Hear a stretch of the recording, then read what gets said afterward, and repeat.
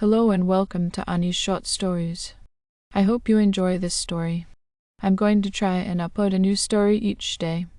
The Smuggler's Curse of St. Lawrence.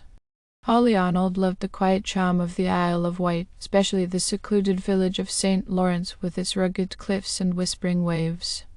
She often escaped to this corner of the island to explore its forgotten history and untold tales. As a freelance historian, Holly had an insatiable curiosity for the past even when it led her to places better left undisturbed. One crisp autumn afternoon, Holly visited an ancient chapel rumored to have served as a waypoint for smugglers in the 18th century. St. Lawrence's Chapel, a crumbling relic perched dangerously close to the cliff's edge, seemed to emanate a chilling awe. The locals whispered about curses and restless spirits, but Holly dismissed these tales as mere folklore. That changed when she stumbled upon the journal. While examining the chapel's foundations, Holly uncovered a small, rusted lockbox hidden beneath loose stones. Inside lay a leather-bound journal, its pages brittle with age. The journal belonged to a man named Elias Carter, a smuggler who had operated along the coast. As Holly carefully turned the pages, a story of betrayal unfolded. Elias and his crew had been ambushed by the very villagers they trusted. Their illicit cargo stolen, they were thrown from the cliffs into the churning sea below. Elias' final entry read, "Betrayed by those we served, our vengeance shall rise with the tide. Let none disturb this place, lest they face the wrath of the betrayed." A chill ran down Holly's spine, but her intrigue outweighed her unease. Determined to learn more, she decided to trace the smuggling route described in the journal. That night, armed with a lantern and a sense of adventure, she followed the path from the chapel down to the rocky shoreline.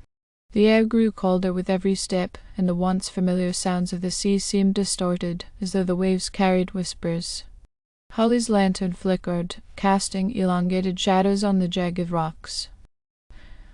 As she reached a hidden cave mentioned in the journal, the temperature plummeted. Inside the cave, Holly found remnants of the smugglers' activities, rusted tools, shattered crates, and a weathered map etched into the stone wall.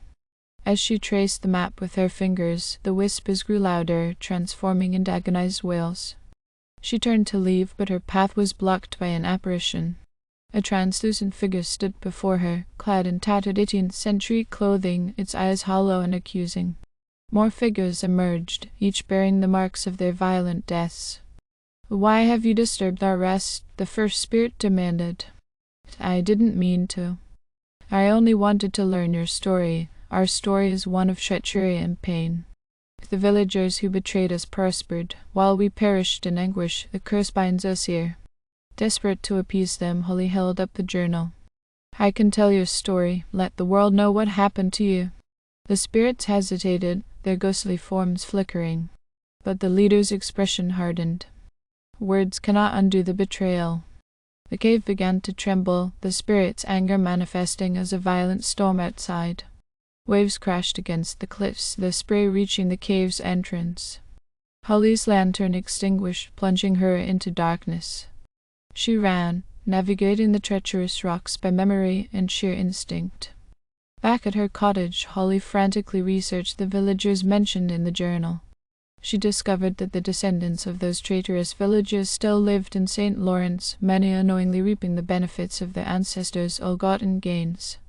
Holly realized the curse wasn't just folklore, it was an unbroken chain of vengeance.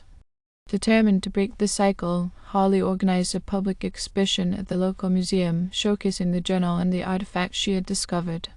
She recounted Elias' story to the villagers, emphasizing the need for accountability and restitution. The revelation shocked the community, and many descendants offered to honor the victims by restoring the chapel and erecting a memorial. But the spirits were not so easily appeased. On the night of the memorial's dedication, a fierce storm battered the village. Holly watched from her window as the waves seemed to rise unnaturally high, crashing against the cliffs with unrelenting force. She knew she had to return to the cave one last time. This time, Holly carried an offering, a silver locket she had inherited from her great-grandmother, who had once lived in St. Lawrence. Suspecting a connection, she hoped it would serve as a gesture of reconciliation. The spirits appeared as soon as Holly entered the cave. She held up the locket, her voice steady despite her fear. This belonged to one of your betrayers. The leader of the spirits examined the locket, its form softening. The other apparitions murmured among themselves, their wails subsiding. You have shown courage and respect. The curse is lifted. With that, the spirits dissipated, their forms dissolving into the salt-leaden air. The storm ceased, leaving an eerie calm over St. Lawrence. Holly returned to her cottage, exhausted but relieved. Yet, as she placed the journal back into the lockbox, she noticed a new entry scrawled in Elias' handwriting, "Beware the tides, for they carry the memory of betrayal." Holly realized the curse was not entirely gone, only dormant. The sea held its grudges, and the past was never truly buried on the Isle of Wight. Holly lay awake that night, the sound of the waves gnawing at her nerves. As dawn broke, she decided she couldn't leave the story unfinished. There had to be more to the curse, something deeper that could bring true closure. In the days that followed, she scoured every record she could find on the smugglers and their tragic fate. Her research led her to an overlooked detail in Elias' writings, the name of the man who orchestrated the betrayal. His descendant, a prominent figure in the village, owned much of the land near the chapel. Confronting him would be risky, but Holly's determination outweighed her fear.